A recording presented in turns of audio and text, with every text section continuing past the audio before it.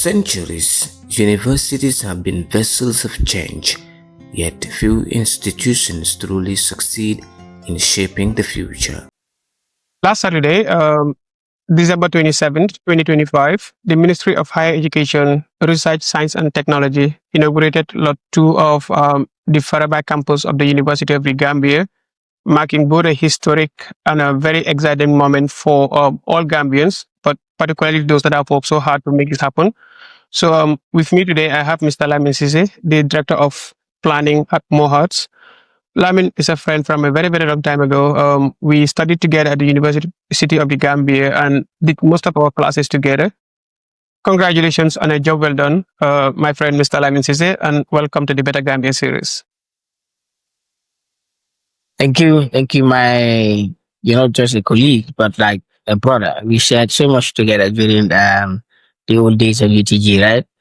So it's a pleasure to be with you, and I'm happy to be here on this interview Thank you. with you. Yeah, the pleasure is all mine. So Yes. I know it's a lot of hard work to get the university to where it is right now. Can you take us through what this means to the Mohat's family, especially the minister and all of you guys? Like, how is everybody feeling about this big accomplishment? This is what we will call a great milestone for the higher education sector, right? If you understand, if you're following MOHAS since 2018, we've embarked on the transformation of the tertiary and higher education sector of the Gambia. And so during that period, last year, we inaugurated Lot 1, which consisted of 4 schools. And so this year, this last Saturday, witnessed the inauguration of Lot 2 that added 2 more schools to the 4 schools that were inaugurated in March last year, 2024. But also, interestingly, and the biggest achievement of Lot 2 is the Chancery Building, which is 7-story building for the University of the Gambia. Why is it so? Because this is the administrative complex. This Chancery Building is going to house the administration, the entire administration of the University of the Gambia. So what that means is that all activities around Carnifing, where they're currently based, will cease come January, and they'll move to Faraba, where they will all be based together with the entire student body now. So if anything, Lot 2 is now completing for now the movement of University of the Gambia from anywhere around Carnifing to the West Coast region to Faraba Banta. So this is the milestone that we are celebrating, because UTG will say to themselves that, oh, finally we are home. Like we said, Faraba is home.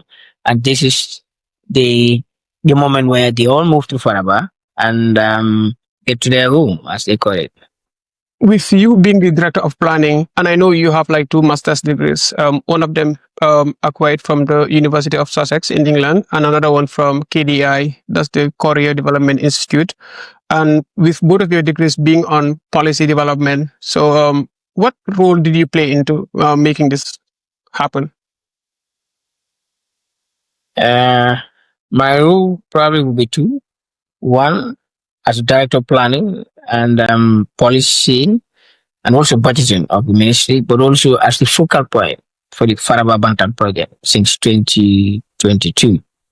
So I happen to start Lot 2 all throughout to the end with the contractor and the consultant. So that's one role I played. And as a focal point, you can imagine my role was to ensure that I follow up with the consultant, who also follows up with the contractor, to ensure that the work is delivered as per the BOQ that was all approved, and for which the funding is available, to the satisfaction of the client and the ministry. So this is exactly what happened, because we're able to do that successfully. I see. So it seems like you're wearing many, many caps in this project, right? Well, yeah. I mainly, from the ministry point, was at the driving seat, of So this was Lot 2, and I know Lot 1 was kind of inaugurated a while ago. So can you tell us like the difference between Lot 1 and Lot 2? Which buildings are included in Lot 1 versus the ones inaugurated in Lot 2? Yes, that's true. Lot 1 was delivered sometime 2024 in March, and we inaugurated it that same year, 2nd of March 2024. Lot 1 consisted of 4 schools. That's the School of Agriculture, School of Education rather, School of Business and Public Administration, School of Arts and Sciences, and then School of ICT. Plus other facilities such as the library, water treatment plant, also wastewater treatment plant, electrical substation, and walkways. These are the pathways that lead out access to the different schools. Did you say like the School of Arts and Sciences was included in Lot 1? Lot 1, yes, 4 schools. School of Arts and Sciences, School of Education, School of Business and Public Administration, and School of ICT. And you also mentioned something about the water treatment plant. Have they started doing any of that in Lot 1? Yeah, there's a huge water treatment plant, which interestingly has a capacity that for now surpasses the UTG's capacity of ensuring that it functions to the fullest. Because what happened is, I can't tell the capacity in terms of liters required, but to get that wastewater treatment plant functional, it means, from what the consultant reported, it will involve entire UTG moving to Faraba, being stationed there and using it. Hopefully with the movement of Lot 2, when the Chancery and other 2 schools are added, more people coming in, so probably more wastewater will be generated to a point that it can warrant this plant being functional to be able to recycle the water. Once it gets to that level, who do you expect to manage that water treatment facility? No, UTG, of course, with the rest of the Gambia, they've been trained on all these things. Yes, their staff were trained been trained, on right? the machines and how to. Yeah. Yeah. And then another question here is like, so you said Lot 2, that's the one that was just inaugurated last week, constitute the School of Agriculture, right? But also the Chancellor building, right? Yes. So when it School comes of to like, Agriculture and Environment, yeah, it consists of the School of Agriculture and Environmental Sciences, the Faculty of Law, and the Chancellor building. I see. So now when it comes to naming buildings for the University of the Gambia, who decides on what name to pick? That's up to University of the Gambia. But I know they have their structures that they follow. Wherever it comes from, they will have to sit and discuss it internally, get agreed on that, share it with the board. They have a governing board, of course, you know about that. And then probably share it with external stakeholders, what will include the ministry all the way to the chancellor of the university. For the School of Agriculture, I saw that it's been named after one Dr. Adesina. Do you know anything about him? Well, what I know, yes, this is a guy who is now the former president of African Development Bank. But at one point, he used to be, I understand, the Minister of Agriculture in the Federal Republic of Nigeria. Yes, so that I know about it. Yeah. So yeah, and I know you just mentioned that the University of the Gambia decides what name to pick for their buildings, right? But there are a lot of people asking this question: why is it that a Gambian wasn't picked for this? You know, with all the many Gambian scientists, and especially those that have served the University of the Gambia. So isn't it strange that no Gambian was picked for this name? No, not really. I don't think. I mean, universities would do things. They have a whole process, like I said, but they will have to take due diligence and make sure that they do whatever they do in this case, like naming of schools. You know, because you don't have to just name it after Lyman TC because I'm a Gambian. Do I deserve to be? Yes, I do understand that the name really has to be earned. I'm just kind of surprised that it has to be earned.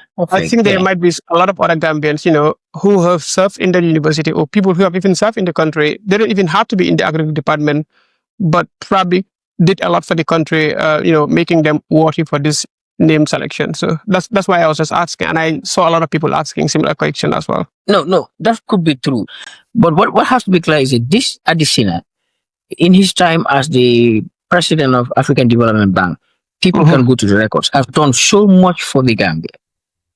So many projects came to the Gambia during his time as the president. I mean, he has visited the Gambia, I think not less than 2 times. If anybody understands that. So you can name projects from agriculture to livestock, yeah, to I mean across the value chain. Projects Mhm. that came to the Gambia through this gentleman, and Mhm. not just the Gambia, across Africa. But we are talking about the Gambia here. So his records are there. I think he deserves that. I see. People who are in the agriculture field will tell you. So it is for that reason. I mean, we're having a lot of the rice value chain is one example, and several examples are there. Yeah, I agree. But then, like, I also watched some of the video online, and honestly, I'm really excited of all the many things that are happening. I like the structures, but I was more impressed with the labs, and I heard the chancellor of the university, Prof. Robinson, mentioning that these labs will enhance research in, I think, in the food sector, but also help with climate studies.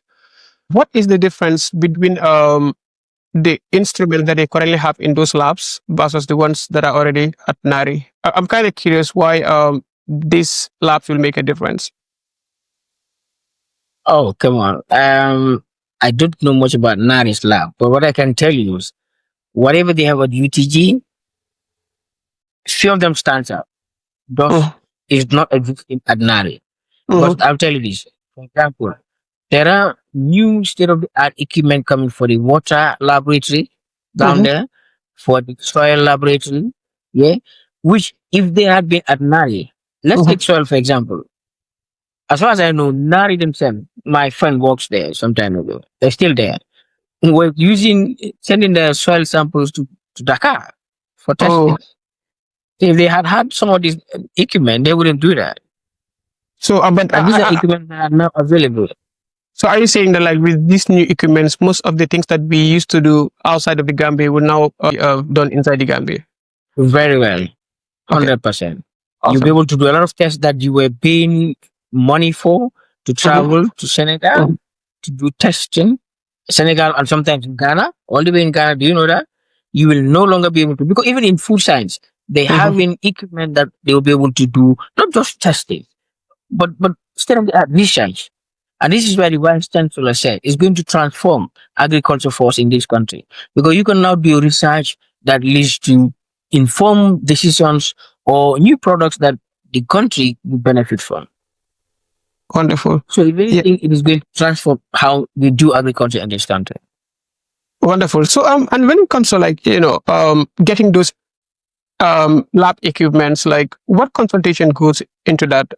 Is it something that the university administration decide, tells higher education that, hey, we want this and that, and higher education gets those material for them? Or is it that, you hire some external consultant to tell you the equipments that need to be at a certain department of the University of the Gambia? Do you consult with anybody, or maybe even the extra? Mm, no, this is done in consultation. I mean, university decides. They have the greatest share and or Uh-huh. the greatest say in this when it comes to procuring item for them. You Uh-huh. cannot buy item for someone and you decide what item to buy for you. Like you Yeah. cannot come and buy, let's say, um, what type of electrical gadget I need in my house. You Uh-huh. need me to tell you what gadgets I need in my house, right? So Uh-huh. this is how it works. The University of the Gambia, through the appropriate units and directors and professionals, sits over these things and they choose what items to buy. Solely also, I mean, the money is limited. You cannot buy all the items they needed. That has to be acknowledged also.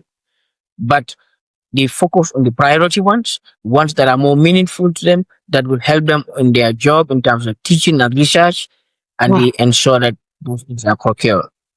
So they are consulted, they decide, they choose what to buy, except where the money is not enough to buy everything for them. Well, I'm Nobody impressed. outside can decide for them. Nobody outside. All right. I'm impressed, and congratulations on that. But now the question here is, you mentioned that during Lot One, the School of Arts and Sciences was inaugurated as well, right? It was part of the Yeah, phase of Lot One, right? So yeah. I studied chemistry at the UTG, and we know how difficult it was to do any research during that time. So, do you have any labs or something of that nature also provided to chemistry department, physics, and other natural sciences? No, they all have. My brother, all the schools, not just all schools that are built for now, are provided with Mhm. the necessary facilities that they require. Not one that delivered those four schools ensured that when it comes to the School of Arts and Sciences and School of ICT, which require labs, all the labs were also provided with state of the art equipment.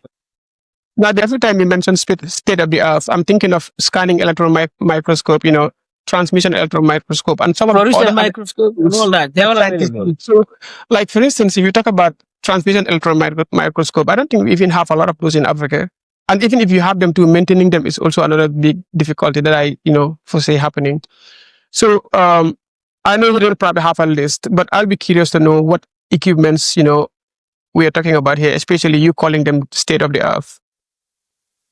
Yeah, I do equally. I mean, I wish I would prepare for that right now to Yeah. have the list that I can share it with Mhm. you. But UTG will be able to share that, or when you come back to the Gambia yourself, you can work into those labs and see for yourself to be able to Mhm. attest to that. But there are so many of these equipments that are available. I mean, Mashallah. chemistry lab, physics lab, there's what they call energy lab for the School of Arts and Science, even in the geography lab, there are Mhm. equipments provided. I see. I won't talk about you go to ICT, which has the highest number of labs with equipment. You'll be shocked to see the level of and the capacity and the quality of those equipments that are provided. You'll be shocked with the quality of the equipment you will see. We have people from Nigeria. You know, Nigerian as technical assistants are lecturing at the University of The Gambia. They I didn't. confess Wow, that wow. some of them in the universities they don't have some of this equipment there, which they're seeing here. That Yeah, is good. And when it comes to yeah, funding, like I know IDB has been mentioned a lot. That is the Islamic Development Bank. Are they the sole sponsor of yeah. this, or exactly is sponsoring all these different projects for the University of the Gambia? No, they're not the sole sponsor of either Lot 1 or Lot 2. No.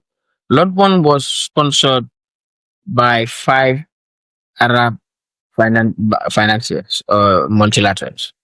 Yeah. There's the Islamic Development, Badia, Kuwaiti Fund, OPEC, and OFE. Mhm. When you come to Lot 2, IDB together with Badia. But IDB is mentioned because in Lot 1, they were the lead donor. If you understand how they work, they always use IDB as the lead coordinator, the lead facilitator in their co-financing projects. So that's why IDB would always be mentioned. But all others, you saw the inauguration, the Badia president was there. What is Bari? But IDB becomes, they chose IDB as the lead donor. So when they're together, Sorry, IDB you tends to mentioned Baidia. be, What is Baidia? You said Baidia was there. Did I but hear no, you? Badia, that's the Arab Bank for Economic Development in Africa. Okay. Badia.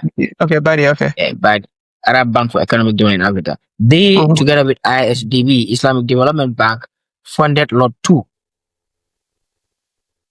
the two of them. I see. But in Lot 1, the two of them plus 3 other donors funded Lot 1. So do you call them bonus or are these loans? No, by nature, people call those multilateral donors, but they're financiers, right? Okay. Meaning the Gambia will have to pay at some point, Meaning right? most of the funds are loans, but there are grant component of it as well. Okay. And to repay that, like, where do we expect that money to come from? Is it something that is acquired from tuition fees or? Just like how we pay. No, this is loan to Gambia government. So just like the way Gambia government pay its loans. No, I mean, the reason I'm asking is like, if you expect, because I saw the numbers, it's huge. We're talking of so many millions of dollars spent on Lot 1 and Lot 2 already, right? So Yeah. I was kind of curious, like, whether there might be, like, we might expect to see some hikes on tuition fees, Oh no, UTG students are able to I mean, repay it. not really, my brother. The Gambia has taken so many loans, right? It's not a loan taken on. It probably is for the University of the Gambia, but not a loan that the University of the Gambia has to pay. I It's see. more or less like other loans that the country has gone into. This is loan for the Gambia. The Gambia will pay it. How they pay it is the same way they have been paying their loans before. It doesn't mean this is going to translate to higher tuition fees for the University of the Gambia. No. Even if that has to happen, that will not be the reason. that will be for other reasons that will come because UTG has to be maintained. You saw that structures at Faraba, maintaining it is gonna cost a lot. I see. The operation, if anything, is going to increase twofold. Faraba is not kind of, I mean, anybody who's been to Faraba, it's a mighty land. A lot of structures there. So maintaining those structures and keeping it operational would require a lot of resources. So if anything, yeah, but the loan is not paid by university. Neither to say we will increase tuition fee to be able to pay that. No, it's fair to say that we are not expecting hikes on tuition fee, and probably even if the loan is paid, it will be paid by the government of the Gambia and not something directly feed into the students, right? No. People should not connect the two. There's no connection between the running of the university and this loan that are taken to build the campus. They're separate things. If the loans are to be paid, University of the Gambia would not even know how they paid. We all pay these loans collectively because it's paid from Gambia government funds, which are taxes that are generated. So, okay, go ahead. But yeah, so there shouldn't be anything like this loan and the University of the Gambia. They're two separate things. University of the Gambia has gotten their Faraba campus on their own. So what their focus now is running that campus to be able to deliver what is expected of them. That's the quality teaching and learning, research, and community service. And not have to bother about what loan is taken on their behalf, how is it paid. No.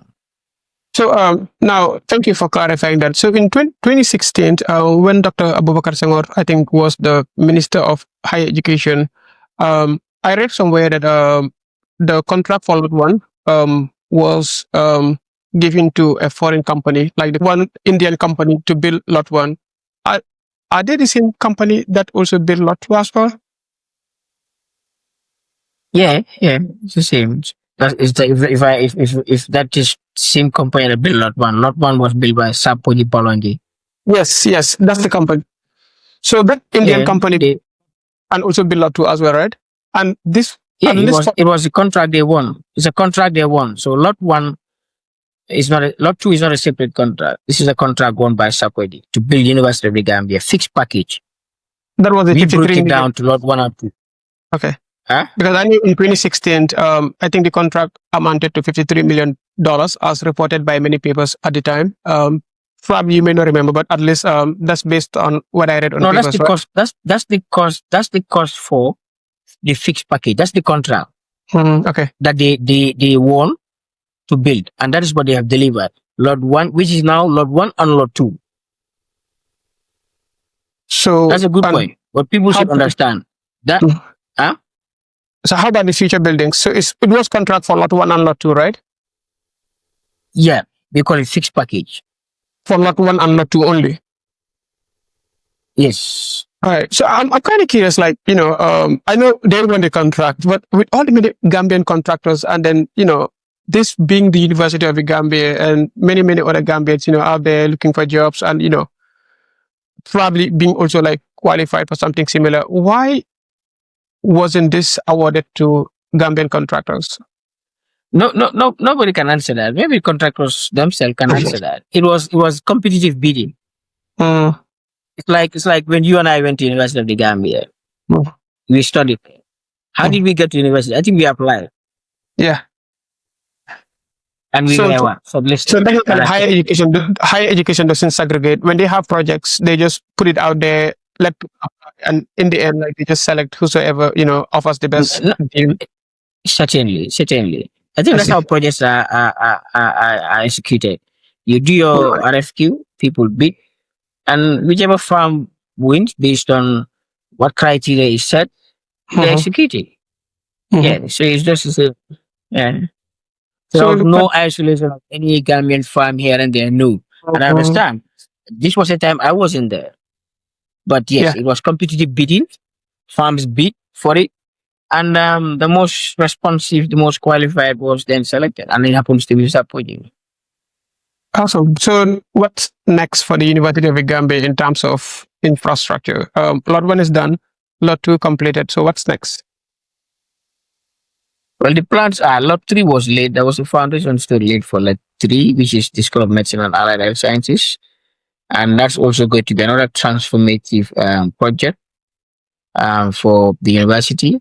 So for the first time, the School of Medicine, will be fully built as well as equipped to support the training of the human resources for the health sector of this country. Yes, this UTG Medical School has been doing its bit, but when they also have a whole school on their own with the accompanying departments, pharmacy, nursing, public health, you name it, they will all biological sciences. They will all now be able to do more training and then practical teaching for the professionals in the health field that the country will have to rely on for necessary services. So And yeah, is the final phase? Is lot two? Is lot three gonna be the final phase, or there is more sorry, coming? not the final phase. We're doing it in phases because it has these things are investment. They require a lot of resources. So as and when we have resources for, we carry out that particular phase or component. So now the focus is going to be the School of Medicine and Allied Health Sciences. From there, we move on to other phases that we will. There are more plans to come for UTG. Universities are big. Go to traditional universities, they constitute so many different faculties and centers of excellence. This is what we aspire for UTG Faraba campus. Okay, So it's going to be so a center of excellence. you just mentioned that the foundation stone for lot three has already been laid, right? And but Yeah. like other lots after lot three, those will have to be negotiated. Nothing on No, no. the plans yet, Yeah, right? nothing on for those for now. Nothing. The immediate focus is lot three. Yeah. And when should we expect lot three to be completed? Do you have It a hasn't started yet. It do hasn't you have started. It's a just the timeline? foundation that's laid. No, it's just the foundation that's been laid for now. So when the process is completed, I think we will then. We don't even know which farm is going to um, be responsible to construct it yet. We don't even know. So until that is known, then we will know what the contract is, who is going to build it, and for how long.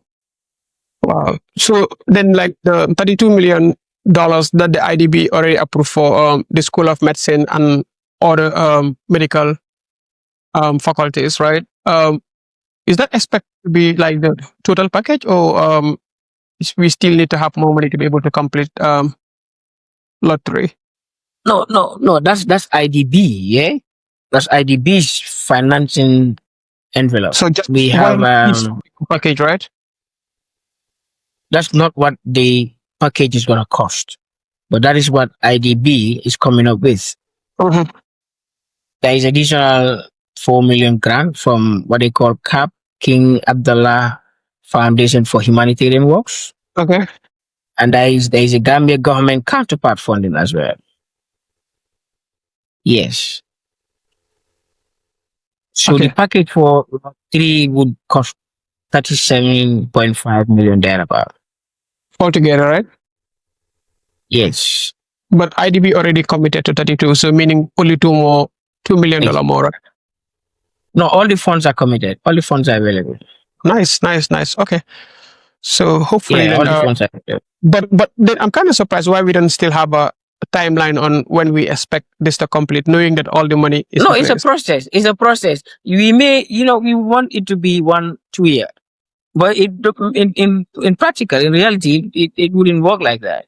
Mhm. So it's a process. I mean, that is why we cannot fix a timeline for it for now.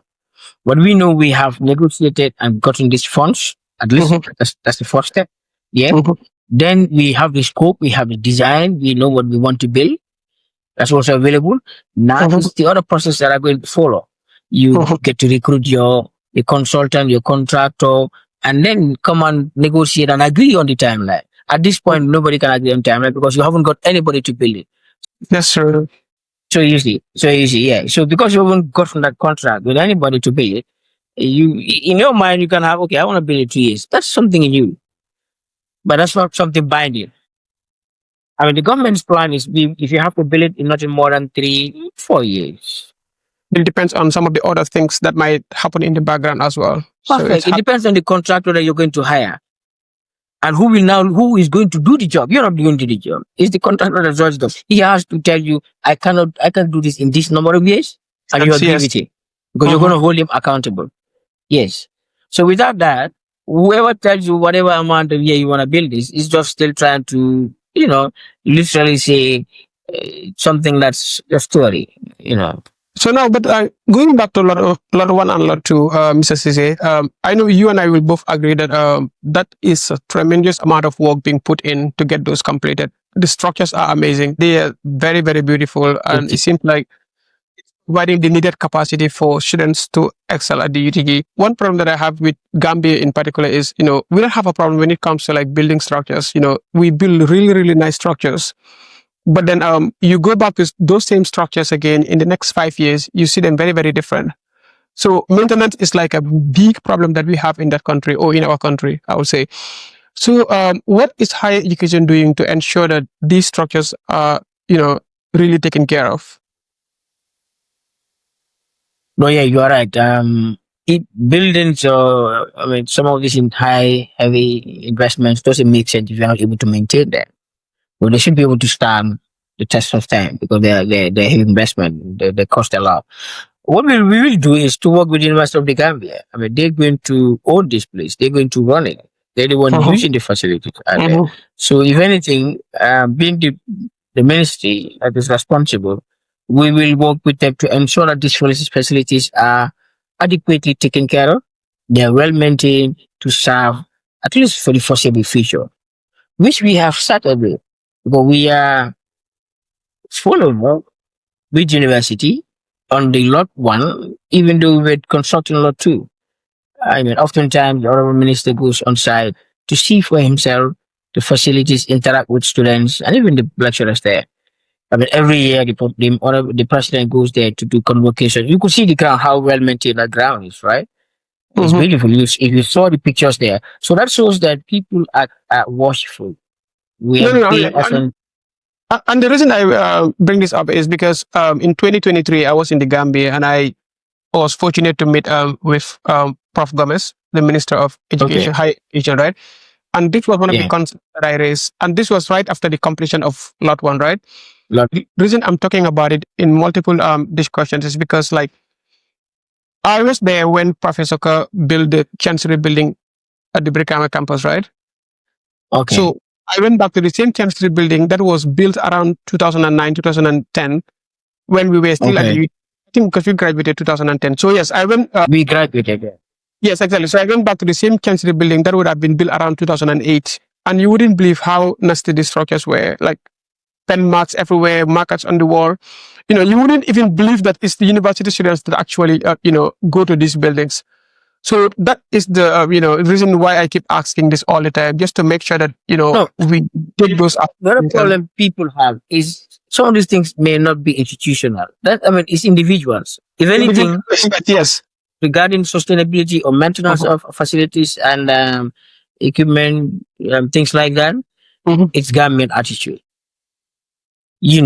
Because you can have institution that is very functional, but if people don't change, it is the people that go and interact with these facilities. If people don't change our attitudes, don't change the way we look at the structures as investments, not for you, but for future generations that come after you, your own sons could be there. So if you approach it with that responsibility and take it with care, handle them with care, you're sure that they're going to last long. The institution, because let's say at the University of The Gambia, the ministry will not be there every day. Ministry officials will not also be on the ground every day to see, who goes to the tab here, and we clean the tab. No, we won't do that. But it's me as a student who goes to the tab to ensure that I use the tab with care, with a sense of responsibility. That look, tomorrow I will come back to the same tab and needing to use it. Okay, after me, people will come. So let me make sure that I don't spoil it and I keep it clean. That's another thing. But the example you quoted, there was a whole lot of things around that. I understand it was not built by Professor Carr. That was a structure that Professor Carr found that. The university doesn't even own that structure.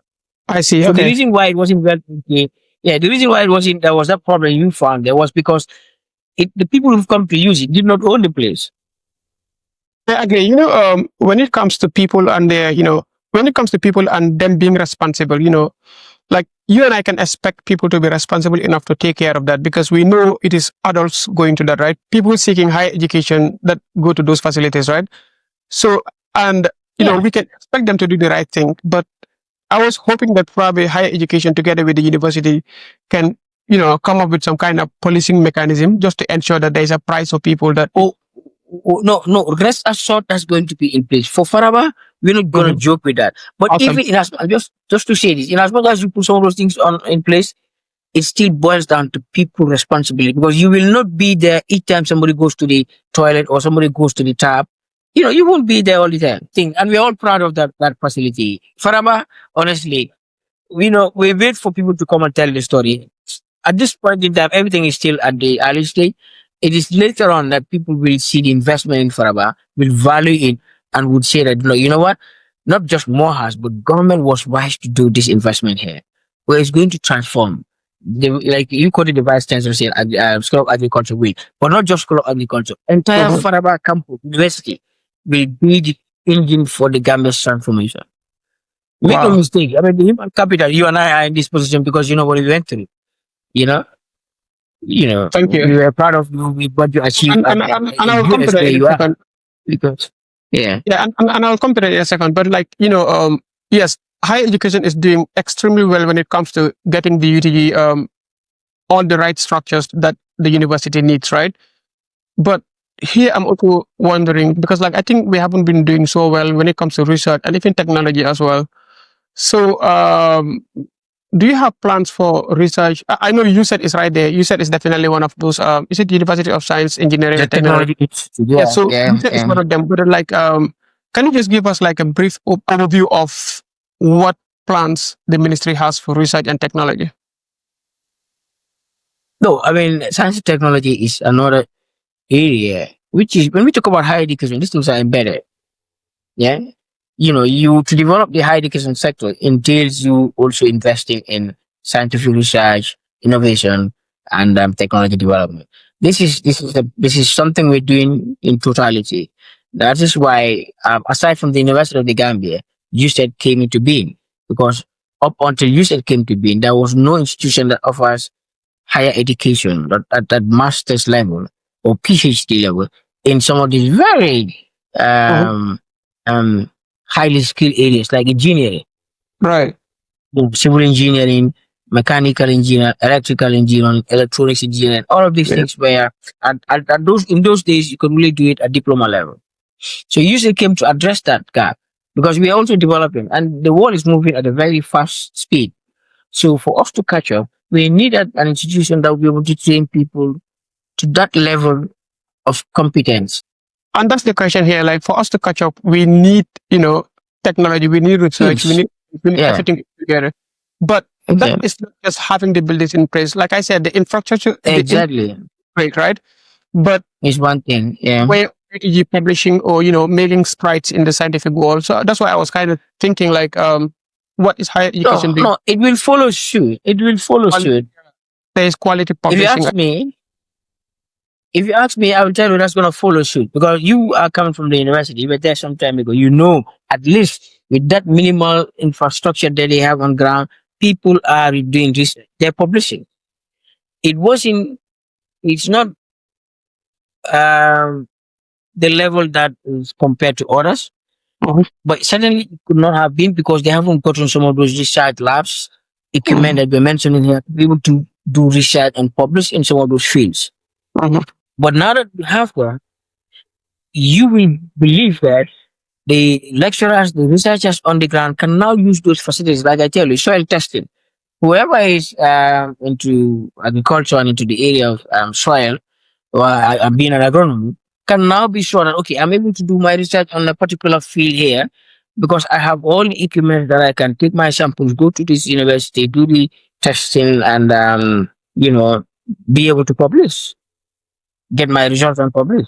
So people is going to really enhance research capacity in the Gambia also because we have the professional. They were limited in time to publish in some of these areas or undertake research in some of these fields because the necessary equipment was like, imagine if I was just a simple lecturer and a researcher.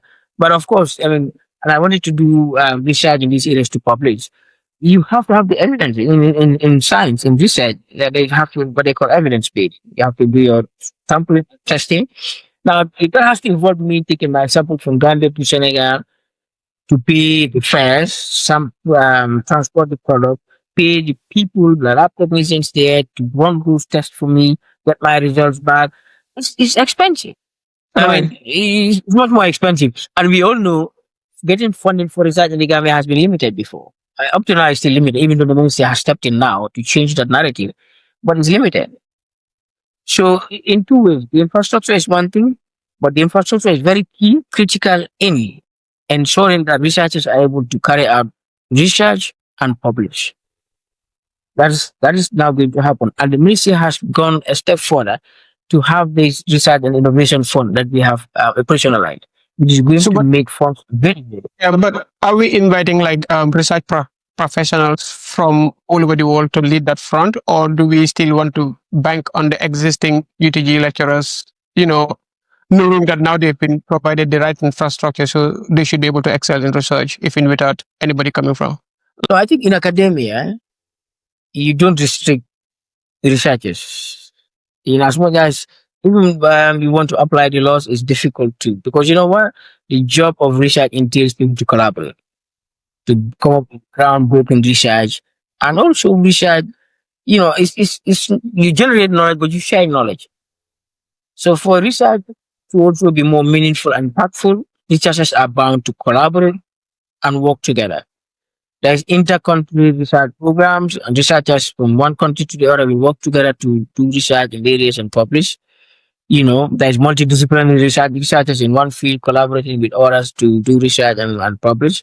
So I'm not at university, but I know they will not restrict it to just people, just the lecturers at the University of The Gambia. No. But for sure, one thing is clear. If it's not a joint research between them and any institution or any researcher, except that it is a researcher who wants to use their facility, I'm sure like we were going to other countries to do testing, they pay for it. So you will have to pay for it. That's a way for them to generate revenue and to be able to maintain those structures.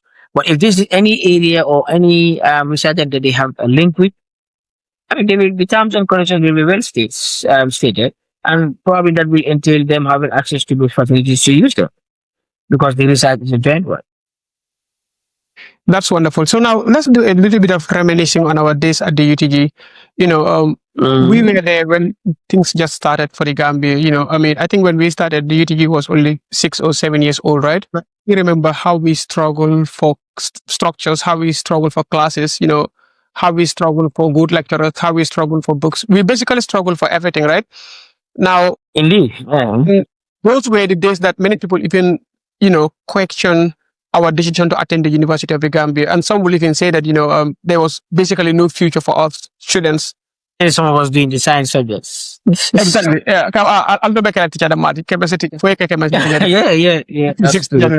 That's true. But yeah. now, so you being one of those, that was there and saw it all. And then last week you were at the University of The Gambia, not as a student this time, but as somebody that spearheaded the building of all these different structures for the university and providing students, with all the equipment that they need to excel.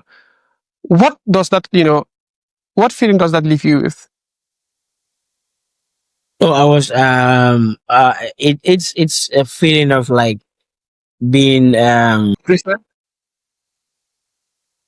it was I was highly very emotional in the sense that I looked at what we did not have when we were going to school, but what we have yearned for. You and I were one of those who opted to go do our research proposal MRC. Yeah. You remember with Dr. Aka? I can still remember that gentleman. I opted to go to MRC to be able to carry on an internship of about 3 months to just to be able to do a research and publish that. Why? Because there was nothing of such at the university. This is something we wanted to at that time. There was no opportunity for it. So looking at that and now seeing that that's not the case anymore, everything will be available for them in whatever field they want to within the core sciences. Yeah, they can do the research because the equipment are available to enable do them testing, and then write their thesis and publish them. So it was a moment of fulfillment for what we have aspired for a very long time, what we lacked during our days at the University of The Gambia. And today, in this day and age, 2025, whoever is doing science, you are sure that your dreams will be able to come through in whatever field you want to study to become a professional in. You're right. I mean, this our time at UTG was said that you were going to become up for some of the lab chemistry courses, Yeah. and the next thing it would be bind you for biology courses, as well as microbiology when you want to do the practicals. And even then, you go there, some of them are very basic or they're not non existent. At some point, we'll go to where, we move around. It was a moment when you move around, Kumbo, So, just to but search then for now, knowledge. but now, like with you, being an alumni of the University of the Gambia, you, Dr. Gomez, who been there since inception, Samba Sow, director of, is it director of Science, technology, and innovation. science and technology, right? With all of you being there, working together in all these many amazing developments at the UTG, is that like a model to say that you really need people that survive a dead system or a bad system to fix things for our country? Because like all I see at higher education is the people that attended the university and understand the struggles. University of The Gambia. Yeah, that's true. That's true. That's true. You can say so, but not really also the case. But yes, it helps because if you're passionate about something and you know how much you yearned for that in your days and you could not have access to it. Now, if you're given the opportunity, you will ensure that those things are available for the next generation to come. So it's like being a responsible and futuristic guy who knew what he had wished for and never had it, but now he has the opportunity to provide it to other people. He will not hesitate to do that. But also, there are instances where you may not have come from that struggle, but yet you are somebody who values, in this case, education and values research and value the need for practical learning. So you will ensure that you're able to provide it. If you have the opportunity, you will deliver just that, which is the case for our honorable minister. Probably he wasn't an alumni of UTG, but decision one from the days of working at UTG, he knew this has been a challenge. And when he was given the opportunity, he delivered it. He ensures that we provide just what is required. And he was very, very passionate about that because he doesn't take anything for granted, you know. And these are things that he was even questioning himself. Is this in place? He ensures that, they are provided. He Yeah, was and following this project to the latter. Mhm. yeah, another thing that I also wanted to just bring here, it might be a bit off topic, but like if you think about Gambia right now, with all the many corruption allegations, there is corruption allegation in almost every single office in our country. But like higher education, like MOHERST, like with all these many projects that you guys have been working on, I've never read anywhere people even talk about embezzlement of funds or whatever. A few months ago, I saw somewhere that the minister, that's Professor Gomez, made a promise that this building was going to be completed by December, and he lived up to that promise, right? So Yeah. why is your industry so different, considering all the amount of money that is coming through you, your office, and some of the people that you work with? What exactly is Prof doing different? It's the leadership. It's the leadership that makes the difference in that. That's what I would say. The most important thing in trying to eradicate or stop corruption is leadership. Because if you live by example and you live by principles and you lead by principles, everything else under you will just follow suit. That's given. So this is what is in here. Like you quoted him. Even the days of Lot 1. If you would recall, I don't know if you were following issues at the time, but he had stated during Lot 1 that it must be completed and they must move in by October 2023 for the beginning of the academic year. It must be in the academic year 2023-2024. Yeah, started at Faraba. There was a lot of talk, there was a lot of resistance, but he stated it. And he made it categorically clear. There was a famous quote, they will say, well, they were quoting him for it, irreversible. Come rain, come sometime, they have to go to Faraba. Wow. Faraba was irreversible, yeah? And that happened. So it was a similar thing. So you see, it's consistent. Lot 1, it happened. Lot 2, December, and then December comes in, it's done. And inshallah, that's something he lived, by. That's something in him. This is a guy who, well, not, despite whatever you may have against anybody, I think his hands are high. Yeah, you say that when he say he's gonna do this, it's gonna happen. And those of us who work with him, yeah, those of us who work with him know what he is like. I mean, he doesn't compromise things. And don't talk about corruption because this is something he tells you. You don't even have to deal with resources to be able to. Whatever we do in Moha, all these projects, they go through the people that matters. Okay. You don't have, nobody comes near those resources when you have nothing to do with it. He's not that type. It's executed as per people who matters. The finances are handled by people who are at the accounts or the project management unit that execute these things. I don't have to come into any of these funds because I have nothing to do with that. But he holds them accountable. There are constant follow-ups. You have to report and you account for every bit that you spend. Where is it spent? And it must be seen. That's why he's always on the ground to see. And you tell the contractor, I'm paying you as this person to the contractor, will tell you here, well, this is somebody who come after your leg for that budget that you spend there. He will tell you, is this where you spend that? What? Look at this. So he goes to question everything. So You say don't bring in any. Prof blow Huh? jarale right?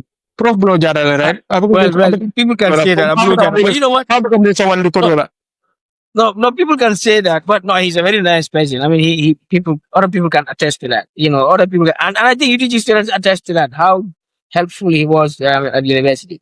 But the truth of the matter is that these are resources that are not owned by any of us, any individual. The state resources, the state owns them. So for public good, the only better way to spend it is to spend it on public good, something that's going to interest the public for generations to come. Not even just now. You see, these are things. He looked at these things as investment.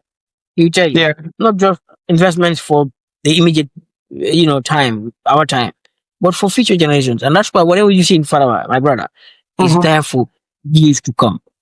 Very foreseeable. We'll tell you, we'll talk about it again. But rest assured, whatever is in Faraba, I'm sure the dividends have not started coming yet. But Faraba is going to change the Gambia. That's a fact. Yes, it's We are definitely gonna change me. And that Change brings the me to my action. I'm sorry for keeping you here too long. We're almost done. Faraba is definitely gonna change Gambia. But it's something I just want to bring this, I know probably I'm not sure if you're following the news, but we have a lot of youths that are dying, in the Mediterranean Sea, while trying to make it to Europe through the back way, right? Now, and here we see the Ministry of Higher Education, Research, Science and Technology doing a lot of work to make sure that, we improve the quality of education in the Gambia and then help youths to be able to, be the builders of our country. So with all the many work that you guys are doing, lot 1, lot 2, and some of the other lots yet to come, how is that information communicated to the youths? Why still most of the youths feel kind of hopeless in the country? Well, again, like they say, you can take the horse to the river, but you're gonna force the horse to drink. I mean, that's something that the people who are doing it can answer themselves. Because we don't know why they're doing it. But you have said it here, many people, and those who are in the Gambia have seen it. It's not just higher education sector, like degree programs. We're building tertiary institutions, Stephen institutions. We're giving out scholarships, thousands of scholarships, bro. Gambia. And now even going to give out seed money for people who want to be entrepreneurs to help them start their businesses. All of that is happening. So people are seeing that and they decided otherwise. Honestly, that's a personal decision. I don't think you can force anybody, like I said, to say, go to this skill center, by force, be an electrician or be an automobile mechanic, repairer. No, it's the decision to do that. But the opportunities now are there for people. Let me say that.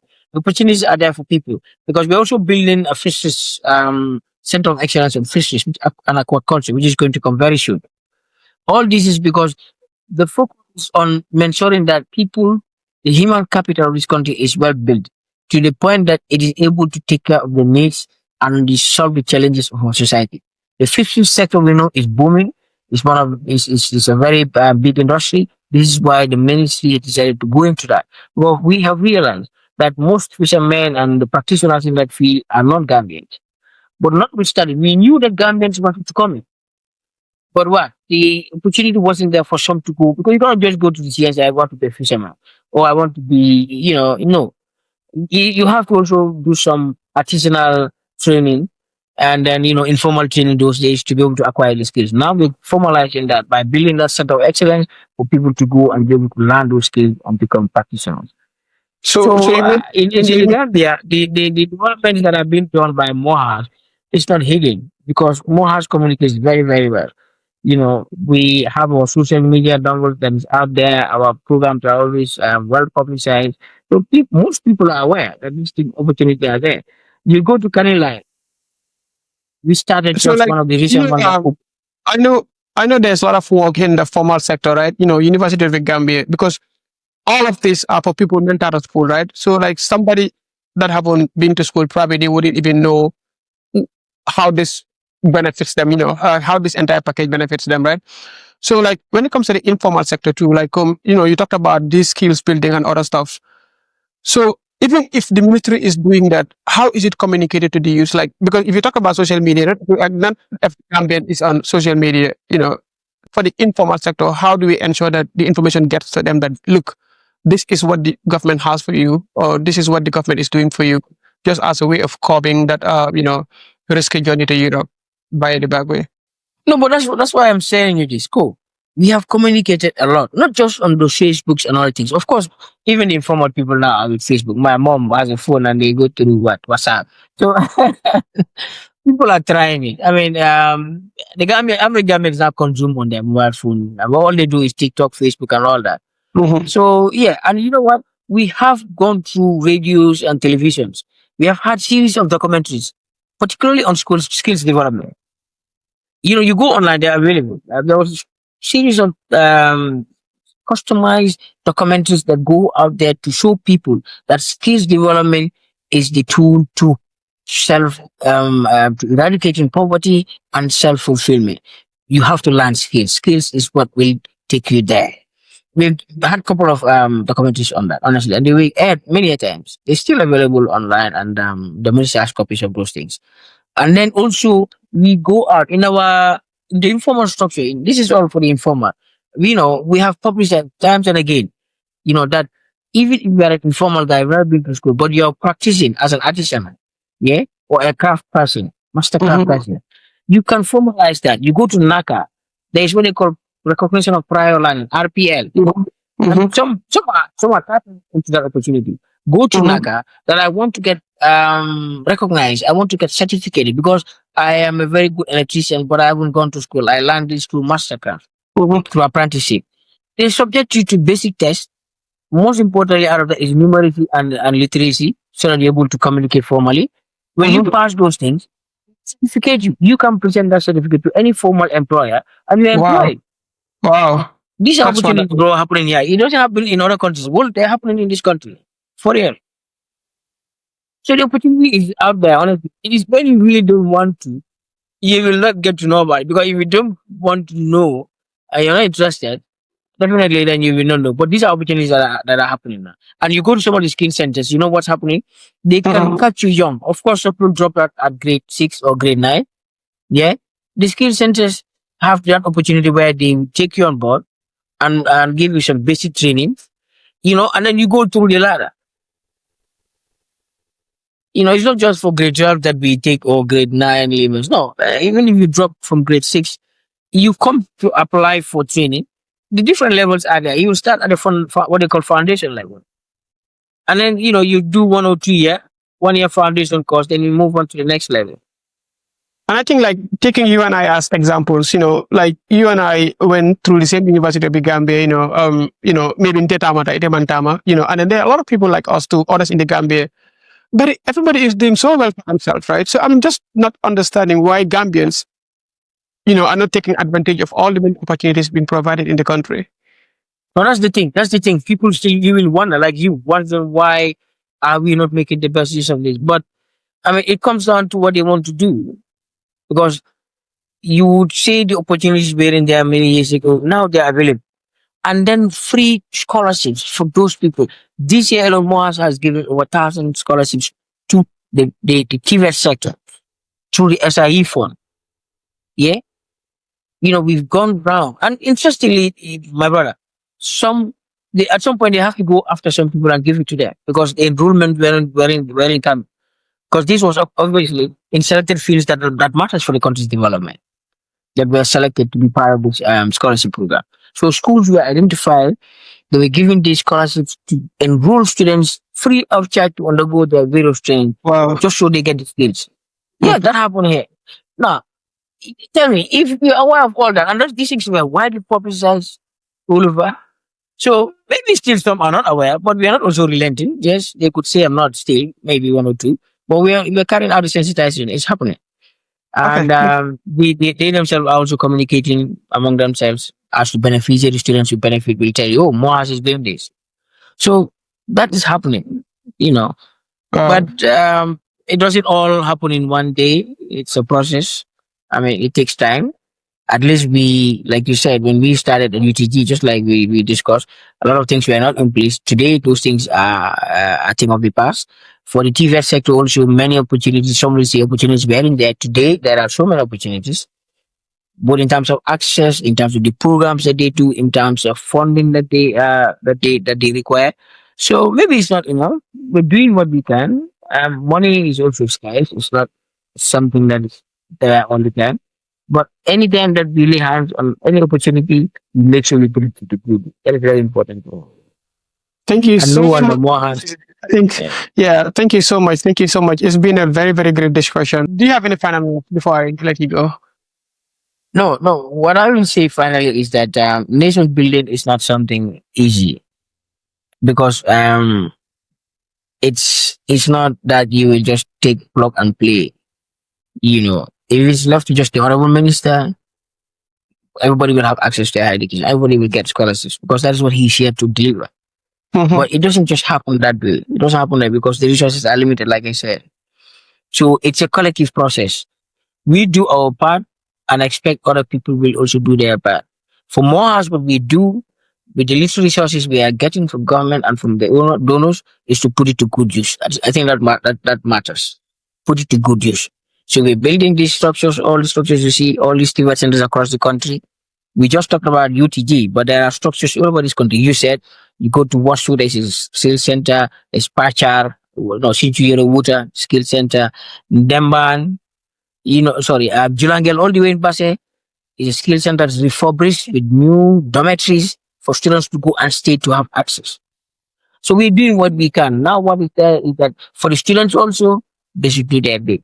And that is what they should be ready to take up the responsibility to ensure that they have the skills that they're going to require to live fulfilled lives. Because you don't expect that Mohas or anyone here will come to you and tell you, okay, take this, take that. No. I mean, you have to contribute your own quota to development. But more importantly, you have to be responsible of your own life. And the best way to be responsible to get to acquire the necessary skills and knowledge that enables you to be an independent citizen, a productive independent citizen, so that you can take care of your life and have families that will take care of tomorrow. When we all do that, you said I think we change. Wow. Thank you so much. What a great way to end it. I really appreciate you talking to me, Mr. Sise, and thank you once again for joining and speak to you soon.